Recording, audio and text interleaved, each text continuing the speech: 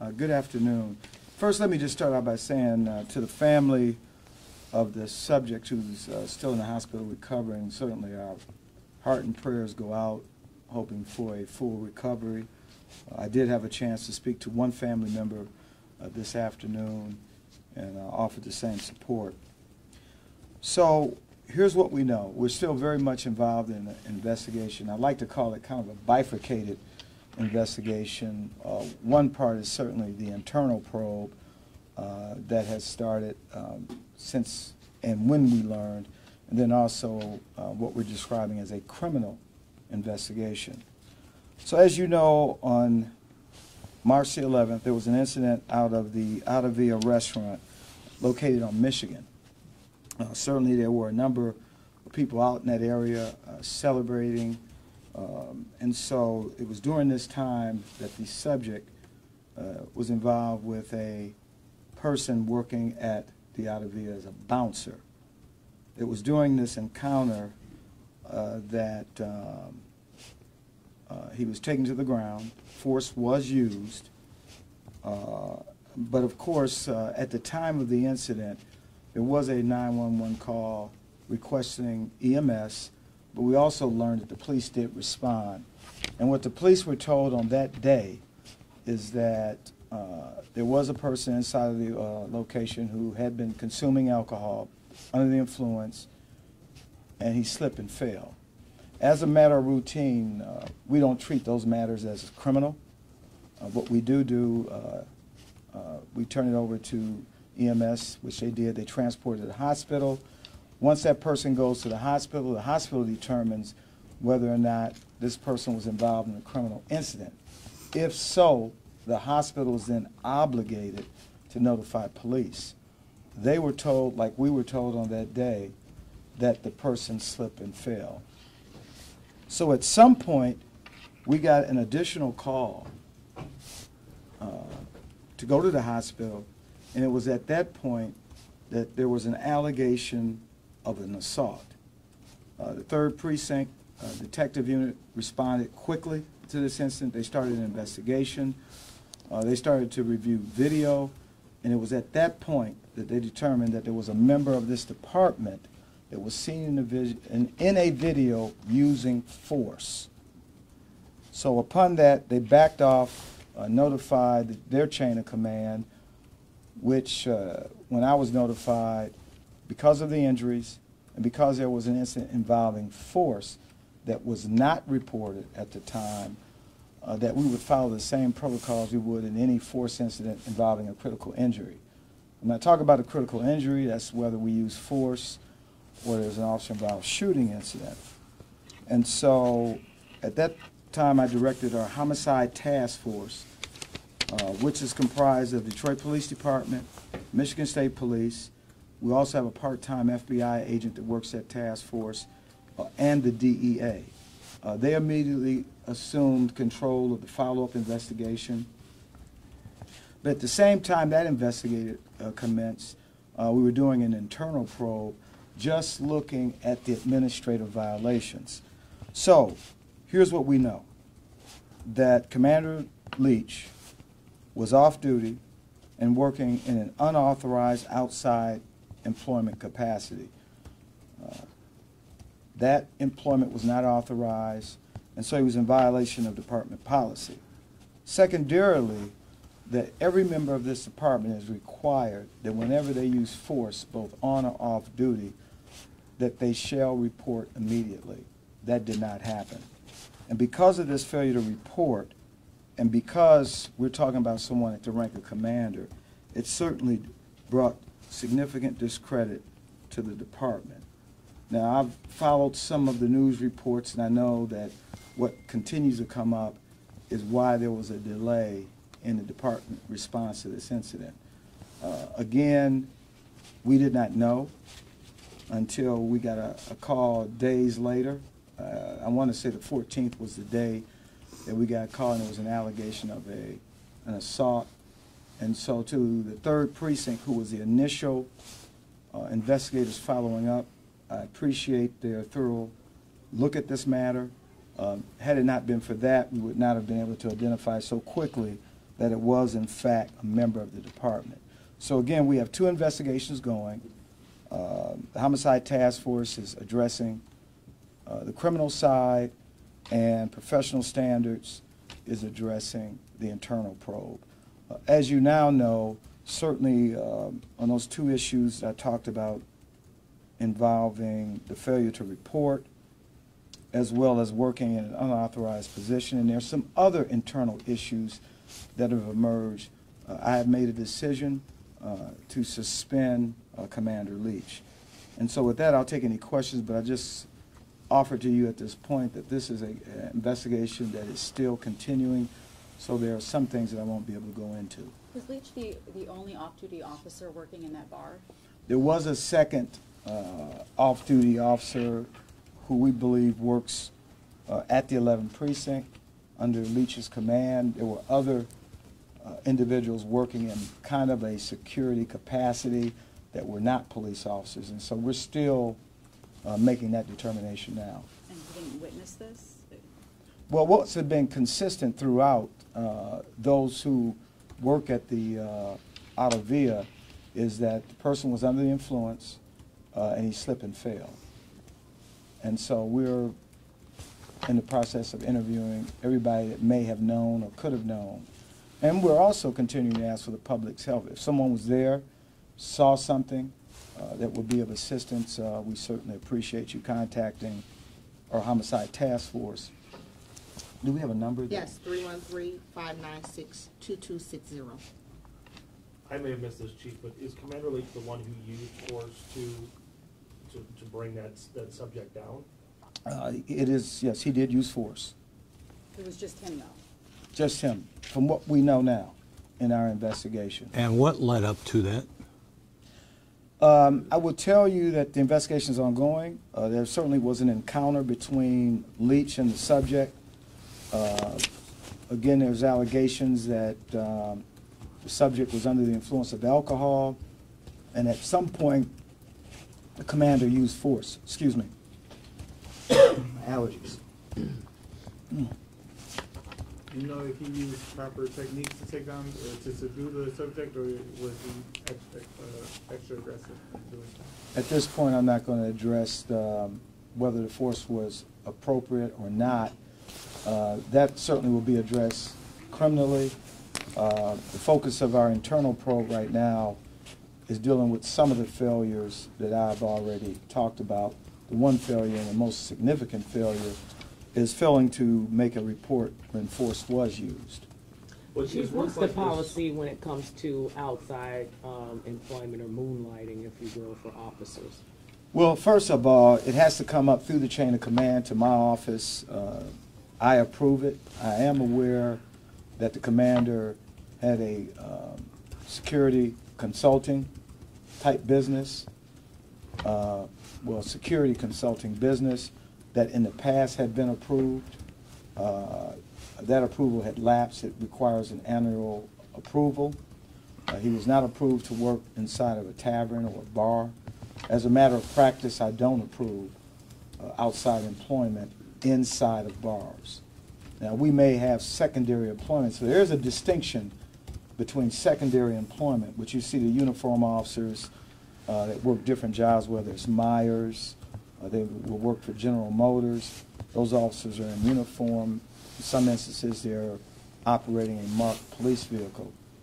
Outside employment is different. Officers may be approved to work certain security jobs, so another example of outside employment would be teaching school or something that's not even compatible with what they do as a day-to-day work. But in this instance, again, this was unauthorized, and as a matter of practice, I do not authorize officers to work inside of taverns or bars. Now, they have and do, in some instances, work inside of a family-type restaurant that may serve alcohol. I'm not certain how many of those we have. I think that would come under the purview of secondary employment. Why is that your practice to not allow them to work taverns or bars? Well, for starters, it's an obvious conflict. No good can come out of, when you talk about security in a bar, if an officer's in uniform, that's one thing. When you're not in uniform, it's always the issue of whether or not this person is a police officer. So far in our investigation, there's been no indication that the commander identified himself as a police officer during his encounter with the subject. And you said there was a second officer there. What was his status? Was he working with permission, without permission? What we know now, he was working without permission. And you've identified who that is? Yes. Is he a ranked officer or just a regular? Not a rank. I think the rank of detective, if I'm correct. Rank of detective. And there was no third officer there? We're hearing there may have been a third officer there. There were off duty. others that were under the employ of Commander Leach. I am told they were not sworn police officers. But again, we're still looking into all of that. But you've only established 2 DPD off-duty Two officers. at this. DPD and an additional, I believe Commander Leach at this point may have had a total of 5 or 6 working in some type of security capacity. One thing we've learned has been some of those individuals were checking ID or armbands, wristbands 21-year-old. So it wasn't kind of a quasi-security capacity. And in addition to not reporting the use of force, what is standard protocol if you do have an off-duty officer working in a bar, there's an altercation? Since you had 2 officers there, shouldn't they step in and say, I'm an off-duty DPD officer? Do they carry a service weapon? Do they have a badge with them? Are they required to have those with them and step in a heated digress situation? For a moment, I don't authorize off-duty officers working bars. Now, if an officer is off-duty, and let's say, for example, they're involved in some type of altercation. Or they witness one. Or they witness one. Certainly, there's an obligation to keep people safe, to mitigate a threat. So their occupation certainly can become an issue. Now, I am not certain at this point in the investigation if that detective, who was also an off-duty police officer, if he even knew or saw or witnessed. What we do know that the only person using force was Commander Leach. Okay, have you been to this bar, this restaurant bar? It's not very big. It's a small location. Yeah. So if you have another officer present and there's this kind of activity going on, how would he not know? I cannot even speculate. I mean, Has he been questioned? Has he given a statement? Well, first of all, as I indicated, this is an ongoing investigation. If we haven't interviewed him, I'm certain that that will happen in the next day or so. Thirdly, could he have been out of the sight of the encounter? That's a possibility. Could have been outside. Could have been in a restroom facility. Not certain. Okay. It's an ongoing investigation, and it's kind of irrelevant. I'm told that 5 people called 911, customers, while this was happening, and that a DPD car wasn't sent and may have even been waved off. By Leach. Okay, let me just clarify again, as I said earlier, what we know in the investigation right now, that there was a 911 call. I'm not Only certain. 1 or 5? Total 5. You know, Jim, I don't have the answer to that. I'm saying there was a 911 call, and sometimes when there are multiple calls to a location, it's included in the single call. We know that there was an issue at the location. 911 calls or call was made. EMS responded as requested, but there was a unit that did respond.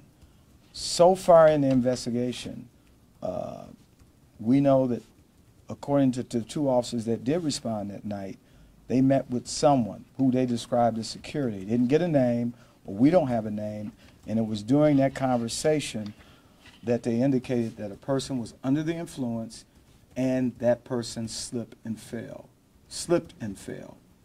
And so that's what we know now. We're not even done with the investigation, so I don't want. Who? Leach? There was no indication Who did that. the 2 officers speak with when they got Slow there? down, please. Just slow down. Okay. The officers did not indicate that they met with a commander or a member of the department. That was never.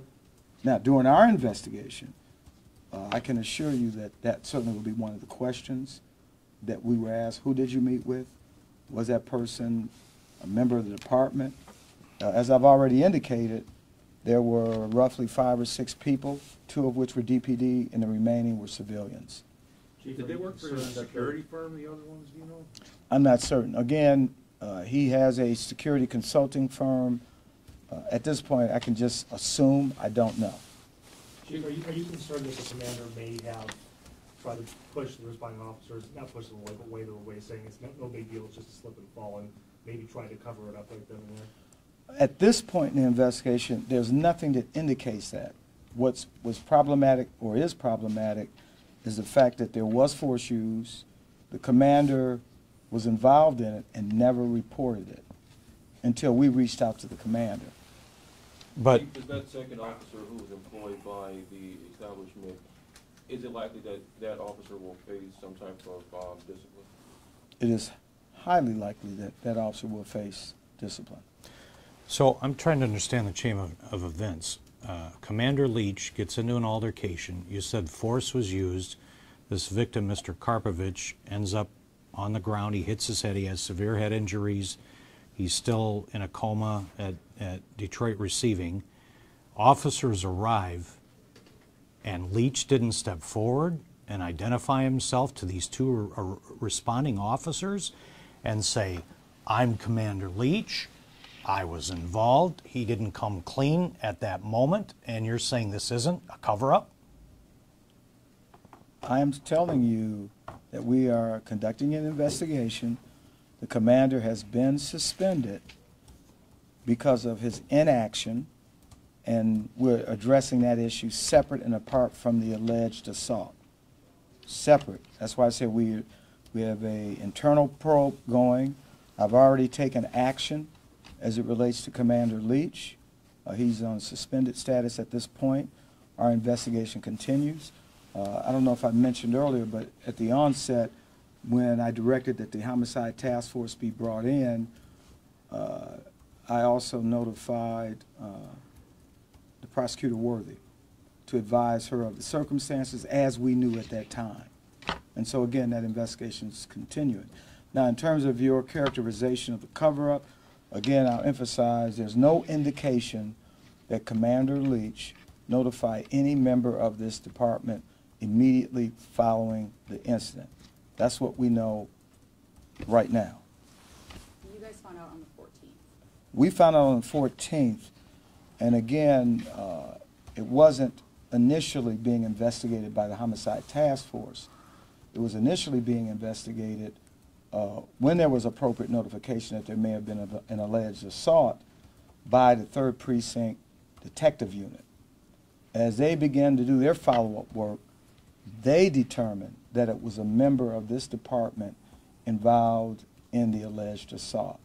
And that's when they made notification up the chain of command. It reached my level, and I directed, because of the nature of the injuries, the fact that the force was not reported, that the homicide task force needs to do the investigation. Chief, let me read you a text from a guy who says he was an eyewitness, he was there, he was a customer, saw the entire event. He saw 2 bouncers dragging Mike, the victim, Karpovich, from the back of the bar to the front entrance to take him out. Mike was in no position to defend himself against 2 of them. One was Leach, the other was an unidentified African-American bouncer. Leach grabbed Mike by his shirt under his chin, pushed him. Mike stumbled backwards but caught his balance. Then Leach forcibly shoved him, causing him to fall to the ground. This witness says that Mike's feet actually became airborne off the ground. This witness says you could feel Mike's head hit the ground. Leach then tried to drag Mike's lifeless body out of the bar. Police were yelling at Leach to stop. He did stop, left, went to the back of the bar, and continued to work the back gate like nothing happened. Witness says he was disgusted and mortified. His friend, Larry Smith, called 911. EMS arrived but went to Nemo's instead of Ottava Via. Did not know where they took Mike, and nobody had contact with the family for hours. You aware of this? I'm not aware of that, but I certainly would like for our investigators to have a conversation with that person. What do you make of this? What I'm making, I would like to interview that person. They seem to have a lot of information that would be helpful for the investigation. So when you ask me a question, what do I make of it? Are you suggesting maybe I'm not taking this very serious? No. Because I'm taking it very serious because, one, when we became aware, I'll emphasize it, when we became aware, we immediately launched both an internal probe as well as a criminal investigation. So it's very serious to me. But going back to what I asked you to start, because you do have information as it relates to a witness, we would like to talk to that person, if it's possible. I don't know whether you have or not.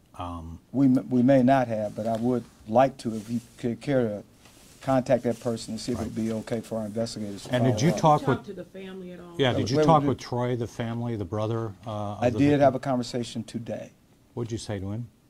Just certainly offered our support, prayers, hope that his brother has a full recovery. I also advised him that I would be having this pressure, and I told him what I was going to talk about. It was some things he didn't know at that time, and he said, well, that sounds different than what I was initially told. And so during my conversation with Troy, I didn't realize that the only contact, the contact he initially had was with the 3rd Precinct detectives and not the Homicide Task Force.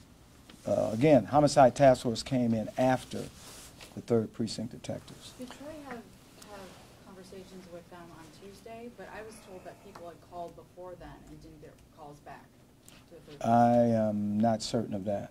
Other But we are witnesses? going to, I will tell you, we're going to look in all aspects of this because first and foremost, it was the commander's inaction that created the delay.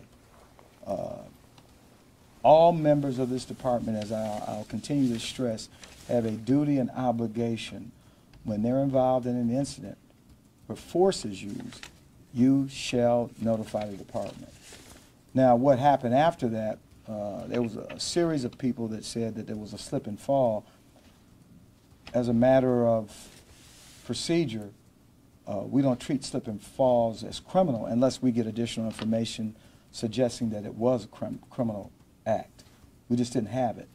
But we will look into those other issues. Again, as I pointed out, on the night of this incident, when EMS responded, so did a marked unit.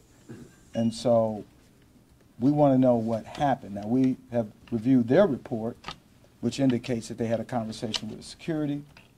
They described it as a security person who indicated that this person was involved in a slip and fall. But they were not told by that security person that an off-duty officer was there, or that could have been Leach. That was not, we were not made aware of that, and if they were made aware of it, we need to find that out. But again, our investigation is still continuing. You As far said as- that as the, far as excuse me, the departments- officer would likely be, the detective who was there would likely face discipline. Is that because he was in an unauthorized, that's all you know at this point? At is this that point. He was in an unauthorized Yeah. job. At so- this point, that's what we're looking at as it relates to him. There may be some additional charges. If he was aware of the force and he failed to disclose it, that would be a problem as well. But I'm at a point right now to make that determination. Again, I'm not certain that he was even there as a witness because what we were told initially is that some of the people that work at the location said that the person slipped and fell. And so again, if a person slipped and fell, that's not considered a force incident. As far as the policy violations alone, is that enough to terminate Leach? I won't go into what termination looks like. I will tell you that it's serious enough that I suspended him immediately. And again, I didn't tell you everything about the internal probe, but I did want to clarify the two issues that certainly a violation of policy by working in an unauthorized outside employment. That's one violation. Second violation certainly, and certainly the most serious, is the failure to report. So those are the two issues right there, but there are other issues that we're addressing, which I'm not going to go into at this point. Can you speak to those generally? Would that be enough for termination for any member of the department? You know, each situation is different. I mean, if we were just dealing with an officer who decided to work outside employment without authorization. I don't see that alone as a fireable offense, that alone. But then when you start looking at other issues, certainly it becomes exacerbated, and this is a serious incident. So, Chief, what's your message to other members of the department who may be working at unauthorized establishment currently? I think the majority of the men and women who serve in this department understand and know the rules. This is why they understand and know that they have to submit a request for outside employment that's reviewed annually. They also have the opportunity to work secondary employment, which again is separate. So I'm convinced that every member of the department, and now does that mean, can I sit here and tell you that there's no officer working in any outside employment capacity with permission, without permission? There may be, and if they know it, they know that they're violating department policy. Chief, what does, Are the rules the same for the command officers as far as you suspend with pay and then the board has to you have to request, is it the same as a regular officer? It would be the same. There are some variances. I will tell you, if this incident had occurred involving a police officer, I would treat it differently. And I'll tell you what I mean specifically, and I kind of touched on it in my remarks earlier. Command officers are held to a much higher standard than a police officers. Command officers know and should know because they adjudicate matters involving force. So if, let's say the officer just graduated from the academy, off duty, got into a situation, maybe force was used, he didn't feel that his occupation of being a police officer was an issue, and maybe he did report it, maybe to the outside agency if he was outside the city of Detroit, but he just failed to notify the department, would that be looked at different? Certainly. But again, I stress, officers with rank, command officers, are held to a higher standard. There's an expectation they know. They, like we set the tone of the department, so they're going to be held to a higher standard. And if he's personally involved and doesn't do this, That's the and may have problem. been involved with waving off the two responding officers and so on. I did not confirm that. I'm not unaware of that. But if he were But if involved, that, well, that's does that then that's- become a cover-up to you? well, it would be a cover-up using that scenario. Right. But at this point, in our investigation and reading the officer's initial report, who responded out, that was not mentioned. What Now, does the surveillance video show from the I'm restaurant? not Have you gonna looked at go- it? I did look at it. I did. What does it show? I'm not going to get into the contents, but there was force. Does- Clearly, I determined based on my review of the video that there was force used. Were there different camera angles or? I did see two different cameras, but there was force used. And you see the incident, the whole incident on video, or partially? You know, I can't say I see the entire, but I absolutely saw where force was used. Now, again, I didn't say force was proper or improper. Again, what we're investigating on the criminal side is an allegation of assault. So at this point, but in terms of the actual use of force, force was used. Chief, on that assault investigation, given that it's one of your officers involved, do you think maybe MSP should take the lead on that? We as a department investigate countless number of force incidents, including those rising up to the level of officer-involved shootings. Since I've been here, we've always done it. The Homicide Task Force, which is generally the entity that does those investigations, as I pointed out, you have DPD, MSP, a part-time FBI agent, and DEA. And by the way, I also had a conversation with the FBI as it relates to this matter.